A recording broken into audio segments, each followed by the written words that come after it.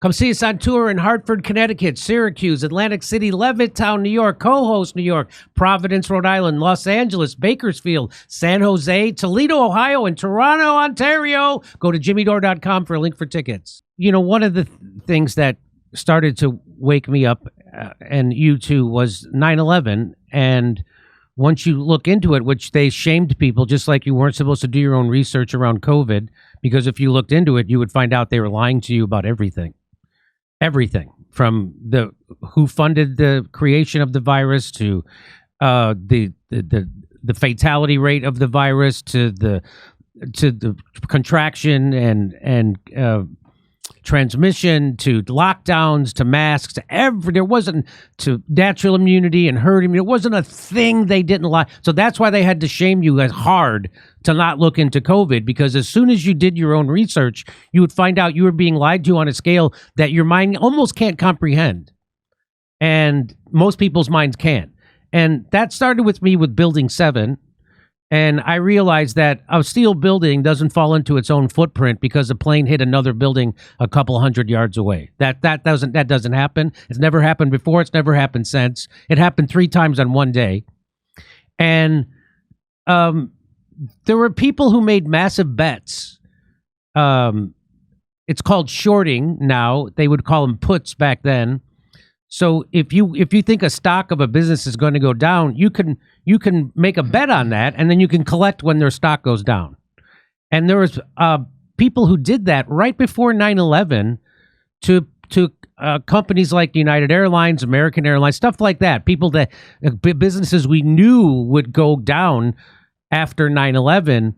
And I just want you to, could you just tell people, who is Mr. and Mrs. Wirt D. Walker III? Just tell people who that is. So Wirt Walker, as people might be able to guess from that name, yeah, Walker, George Herbert Walker Bush, George Walker Bush. Oh yeah, okay, a distant relation to the Bush family itself.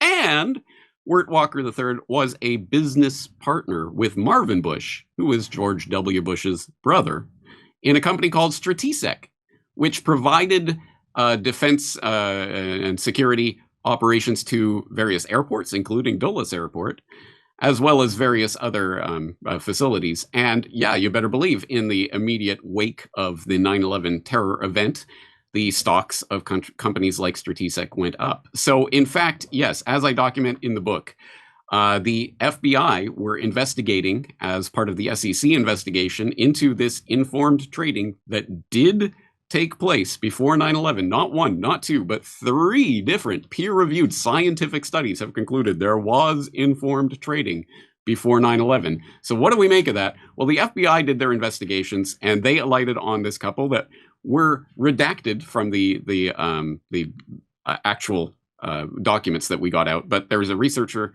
called Kevin Ryan who went through it and unredacted those and found, yes, it was the Walkers who were being questioned about their odd stock movements in the run-up to 9/11. But don't worry, guys. There's no conceivable connection between Wirt Walker or any of these people that were investigated and Al-Qaeda. Therefore, there was no informed trading. Which, you know, you have to think, oh, okay, so that kind of begs the question, right? Because oh, we know it was Al-Qaeda, and we know who those people are, and we know who those people aren't.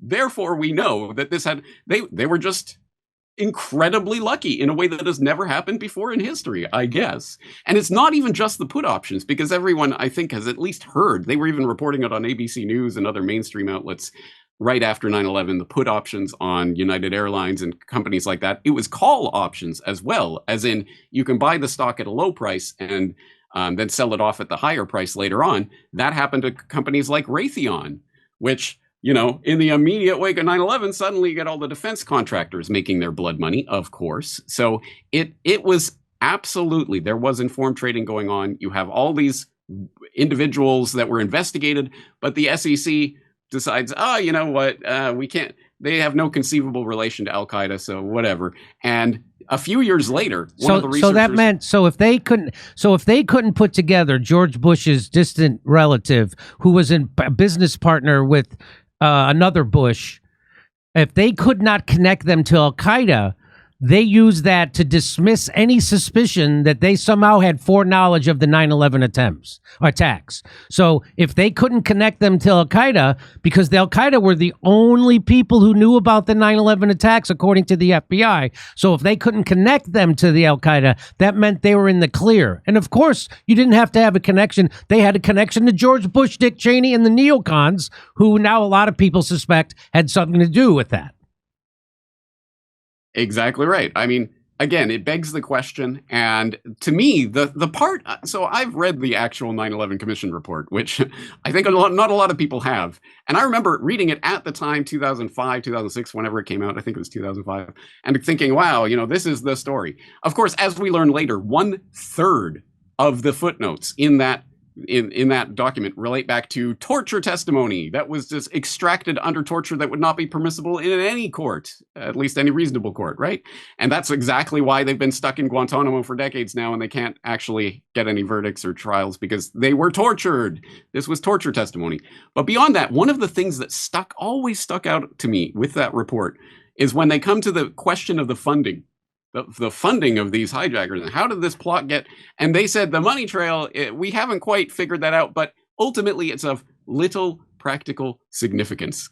And I remember thinking at the time that I read those words, hey, isn't the dictum of any investigation follow the money? Isn't that the whole idea? You really got to go down the money trail, but for some reason, little practical. Don't worry, guys. Don't worry your little heads about how all this money was trading around. So that's always stuck with me. And the more I dug into the 9/11 terror trade, the informed trading that did take place before 9/11, the more I started to go, oh yeah, I think there's something here.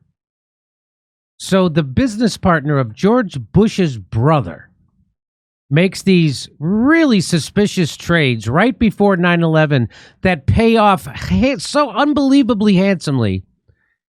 And that's just a coinky-dink. That's just so we are expected to believe. And the best part is the SEC ultimately destroyed all of their records of the investigation into this informed trading because just routine record keeping, whatever. Just routine. Let's just destroy stuff. Yeah.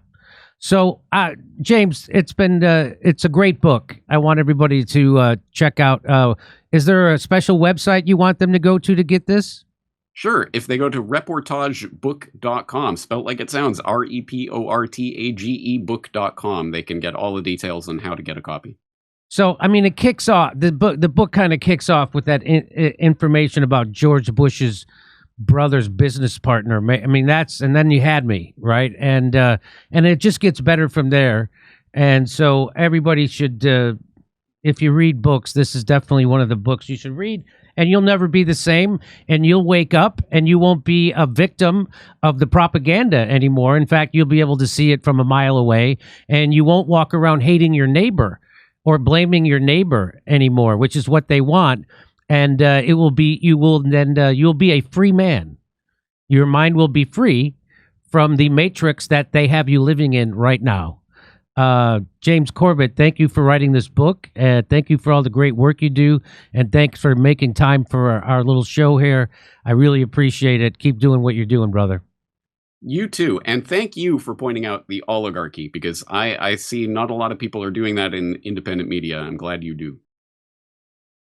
Hey, are you looking for more freedom in your streaming? Download the Rumble app today and experience content like never before. Available on Android and iOS, you can take Rumble with you wherever you go, whether you're on the move or just relaxing at home.